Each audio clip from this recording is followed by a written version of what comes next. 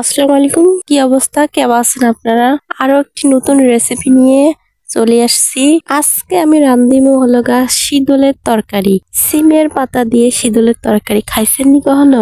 আজকের পরে অবশ্যই বাড়িতে বানায় খায়া দেখবেন। তো দেখেন আমি কি করি বানাই সেটা আমাকে ফলো করেন। দুইটা রেসিপি রান্ধিমু আজকে। একটা হলো কচুর পাতার ভর্তা, আর একটা হলো সিমের পাতা দিয়ে শীদলের তরকারি। এর জন্য প্রথমেই গাছ থেকে এই যে দেখেন বম্বে মরিচ ছিঁড়ে নিলাম। এরপর কাটতে যাবো হলো কচুর পাতা, সাথে ওই গাছ থেকে সিমের পাতাও ছিঁড়ে নিব।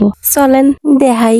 এই যে দেখেন কাটাকাটি শুরু করে দিছি, আগা পাতা সবই কাটতেছি, কারণ এইটাও রান্না করে খাওয়া যাবে, এটাও রান্না করে খাওয়া যাবে।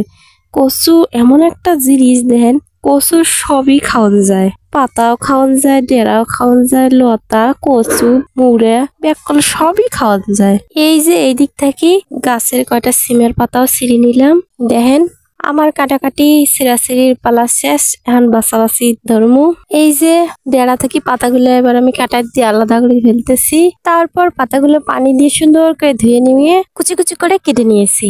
আমার কাটাকাটি শেষ, এখন চুলা জ্বালামু। চুলা জ্বালানোর পরে কড়াইয়ের মধ্যে পানি দিয়ে একটু জাল করে নিয়ে এখানে ওই যে মরিচ, রসুন, পরিমাণ মতো লবণ, ওই সবকিছু দিয়ে কচুর পাতাটা ওখানে দিয়ে একটু সিদ্ধ করে নিব।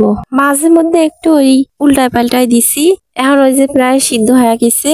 পাতাগুলো ওই যে চামচ দিয়ে একটু ডইলিয়ে দিব, নয়তো আবার মানে কেমন একটু হয়ে থাকবে। ডলি দিলে আর কি পাতাটা একদম মিশমিশে হয়ে যায়, খাইতে বলে মজা লাগবে।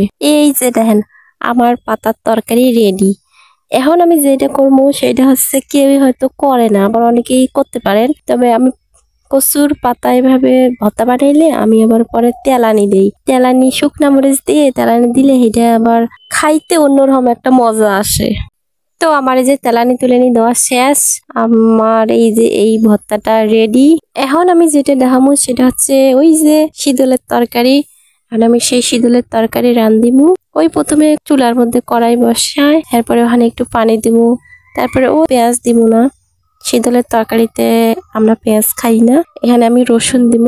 এরপর পাতাগুলো কাইটে ওই সাথে একটু কবির ডাঁটাও আমি কেটে ধুয়ে ওখানে দিয়ে দিব।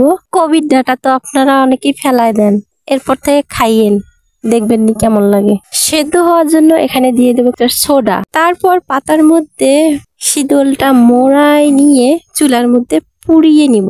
তরকারিটা দেখেন কতটা লোভনীয় হয়েছে। পুড়ায় নেওয়ার পর এই যে শীদলটা আমি এখন পানির সাথে মিক্সড করে এই পানিটা ওখানে ঢাইলা দিব। একটা ঘুটনির সাহায্যে সবগুলো আমি মিক্স করে নেব। আমার তরকারি রেডি। সবাই বাড়িতে অবশ্যই বানায় খায় দেখেন। সবাই ভালো থাকেন। আল্লাহ হাফেজ।